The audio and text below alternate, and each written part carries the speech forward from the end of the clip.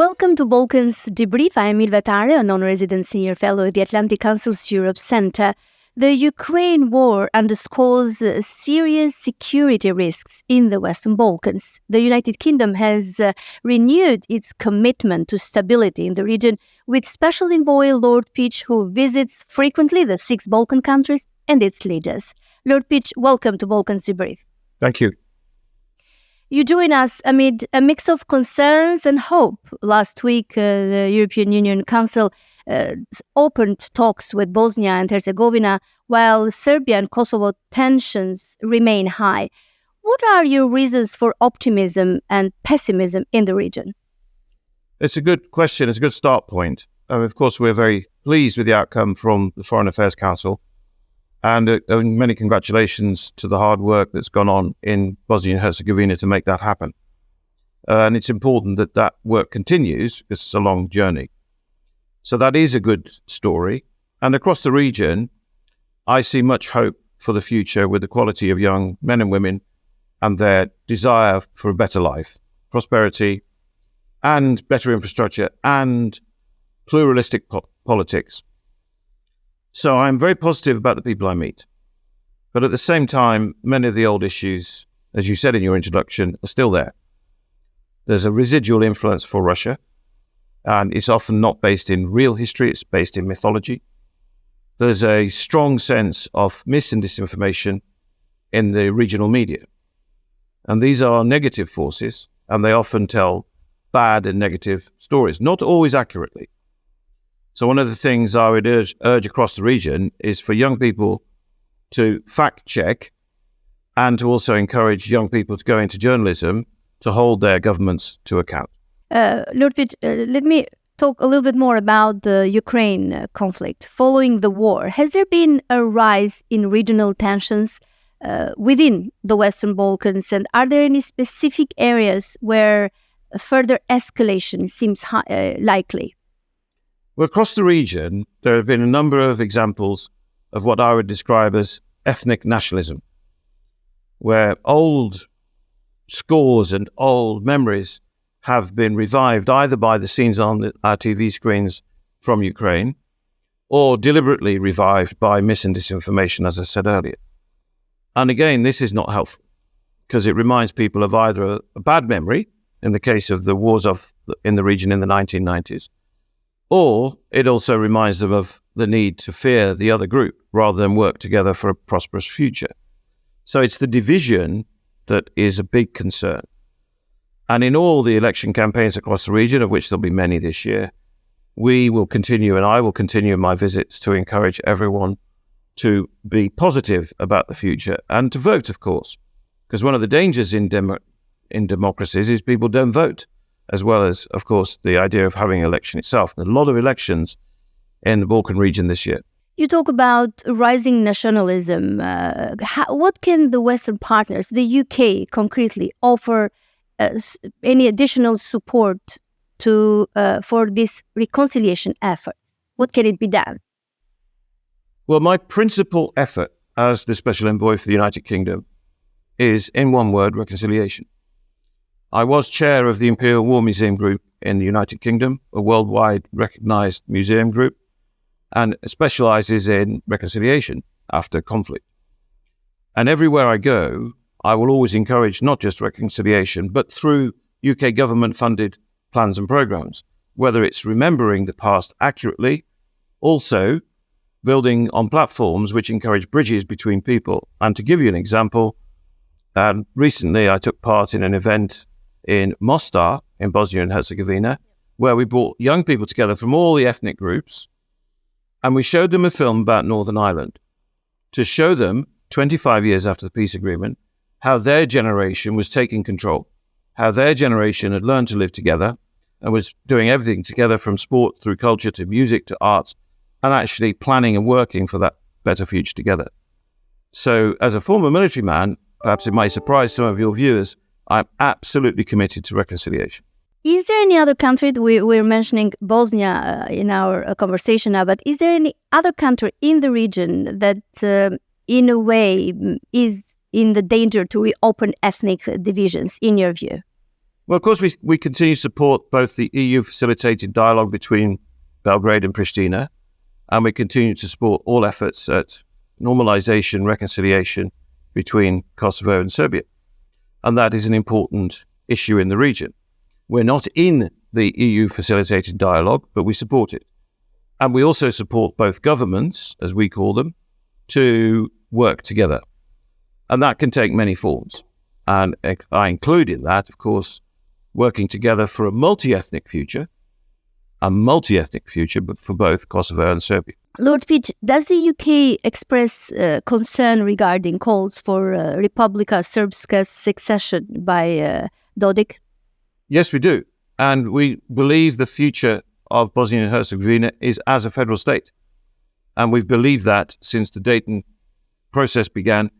And it was a process aimed to stop a war, not to be running a country 30 years later. And so we continue to support the mechanisms. We continue to support a multi-ethnic future for Bosnia and Herzegovina, respecting the structures and delivering a better future for their people through the federal state. And secession of one of the republics would not be in accordance with that, and actually would plunge the region back into another crisis, which the region does not need when there is already an illegal war waging on our continent. So we're strongly opposed to secession. Going back to dialogue, and hopefully everyone, the EU, UK, the US, all the allies of the region can help in having concrete impact and results in the normalization dialogue between Kosovo and Pristina and Belgrade. A year after the Ohrid Agreement, what is the UK's perspective on the way the EU-facilitated dialogue is going? Well, it continues. The most important part about dialogue is it's happening. So the dialogue is continuing, and we must allow that process to continue and encourage its continuation. And secondly, we need to celebrate and mark with those responsible the small step forwards which have been taken, some of which are very important for people. And we call on both parties to honour the agreements they've already made and move forward together on normalisation. And it's important for their multi-ethnic future. And I know I have repeated that, but it is a very important part of the future of the region. Lord Peach, what expectations do you have as a special envoy of the UK in the region for both Prime Minister Kurti and President Vučić? Well, I know both men very well, and I encourage them to sit down together when it's appropriate to do so and move forward on that better future for both countries. Okay, let's see. Let's hope that will happen, and what moving forward means for the region. Lately, in the last hours, President of Serbia, Vučić, has publicly stated that they have received some difficult information, news for Serbia, for national interests of Serbia and Republika Srpska. But in the end, this will be difficult, but Serbia will win. Are you aware of what is this national threat towards Serbia? I'm not. I'm here in the UK. I'm not going to comment on current media, but I would say in the world we're in, I always wish to consider what has been reported. As I learned in my military career of almost 50 years, things are never quite as good or as bad as first reported. So I will not comment on current reports, but I do encourage people to fact check, people to make sure that what they're hearing and seeing is accurate. Meanwhile, it's still, again, in the British media, was a call from Prime Minister Kurti requested additional UK troops in Kosovo to deter potential conflict, as he said it.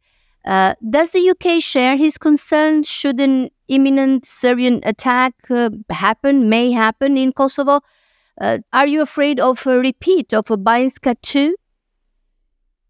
I'm not afraid. I would urge everyone to recall that in accordance with the United Nations Security Council resolution, Kosovo is protected by the NATO force called KFOR, the Kosovo Force, of which the UK is an important part. The UK has been a founding member of the NATO alliance, which turns 75 in the fair city of Washington in a few weeks' time. And we've continued to support the NATO mission in Kosovo from its inception. and we continue to do so. It is a process. How that force is managed by the military authorities in NATO on recommendation to the North Atlantic Council, and that is the correct process. What is your assessment on the investigation to find who was responsible for the violence against the NATO troops last year in north of Kosovo? And what is UK's position on Radojic's prosecution in Serbia, or a potential extradition as Kosovo is asking? Do you see it as a viable option? We don't comment on current investigation, but we do expect due legal process to be followed. And we do expect cooperation on those legal processes. And again, I did condemn at the time, and I will continue to condemn, attacks on NATO peacekeeping forces who are there to keep the peace. And we will also condemn illegal activity wherever we see it. But we'll not comment on ongoing investigations. What's important is that legal process is respected and followed. Do you believe Radojicic, who took responsibility for September attack in Banjska, will be prosecuted in Serbia or extradited in Kosovo? That's a matter for the Serbian authorities. What would be the UK's position on that? We don't comment on current investigations, but we continue to seek the full process of the legal recourse to be followed in any country. And in this case, for these incidents, that implies both Serbia and Kosovo where appropriate. There is another issue regarding Kosovo's membership in the Council of Europe. The final decision will be taken towards the end of the month of May. Beyond the recent land registration of the Dicani monastery, are there any requirements or other requirements for UK to support Kosovo's membership in Council of Europe? Well, the UK is a founder member, as of NATO, of the Council of Europe. In fact, it was an idea that was brought to Europe by Winston Churchill when he was the UK Prime Minister. So we continue to support the Council of Europe process. It has its own independent process, not for me to comment on them. And we await the outcome of those processes, which are ongoing as we are having this interview. So it would be wrong to comment on an ongoing process. And where does the UK stand on the statute of the implementation of the ASM, the Association of the Majority Serb? Having recognized Kosovo, we continue to encourage Kosovo to stand by its international obligations and the commitments it has agreed to. And that is what we will always do with all states, because these are obligations. Okay, thank you for encouraging, although concrete results are needed to support your encouragement. With the upcoming Belgrade election rerun in June 2nd, how does the UK view the importance of implementing OSCE/OD recommendations beforehand? Well, we are very committed to international organizations. We're members of the appropriate organizations. We offer continued strong support for the Organization for Security and Cooperation in Europe. And we look forward to free and fair elections wherever they are held and whenever they're held. And so we will always support those free and fair processes. And that's our line wherever we are in the world. In this region, I think it's a consistent line.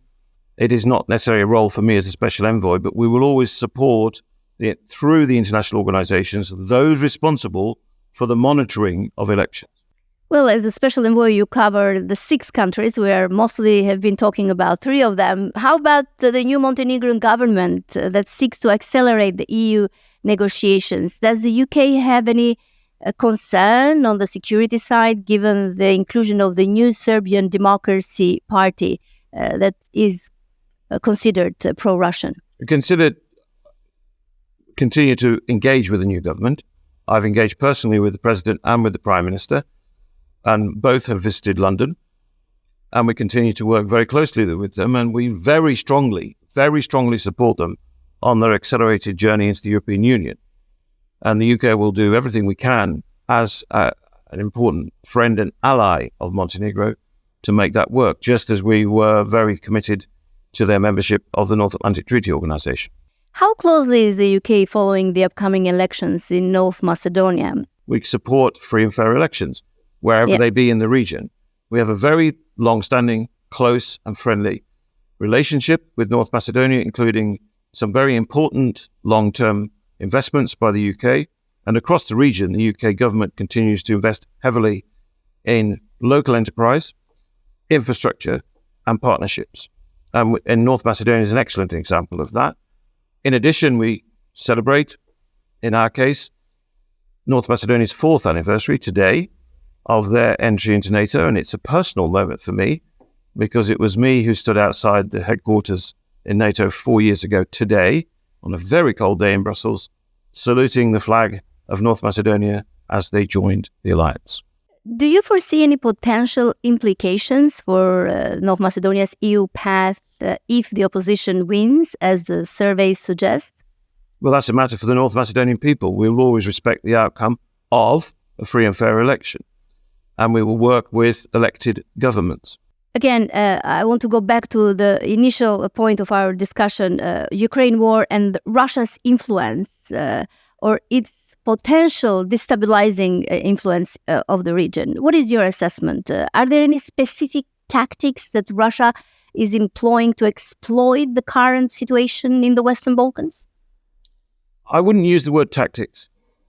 I think we should all, as I've said as a theme throughout this conversation, we should all fact check. We should be very watchful and wary of mis and disinformation. And we see so much information coming from the battlefield, and we see so much tragedy. We have no quarrel with the Russian people, but it does not make the illegal war that President Putin began against Ukraine legal. It is illegal, and we'll continue to support our friends in Ukraine. But in the region, people should be careful about believing all the stories that are generated through the media, including through artificial intelligence. Media and artificial intelligence. Okay. Another actor and factor in the region is China. How does the UK view China's increasing economic or political influence in the region? Well, we can work with China in parts of the world, in parts of the region where and when it is appropriate to do so. But where other nations, whoever they are seeking influence for their own purposes, then we will be more careful, as we are in terms of Chinese investment in the United Kingdom. It's not for us to tell other countries in the Balkan region who to be friends with, but we are wise, I think all of us are wise, to think carefully about how strategic investments are managed. And my advice would always be to think carefully about what this will look like in the medium and long term. Thank you very much, Lord Peach, for talking to Balkans Debrief and for sharing your insights and encouragement that you give to the leaders in the region for more peace, importantly, if I may, security. sorry to interrupt you, more importantly, I want to give encouragement to the young people of the region. Yeah. Please stay. It's a wonderful region, and together you all have a bright and prosperous future. I cannot add anything more than that. Thank you. Thank you so much for talking to us.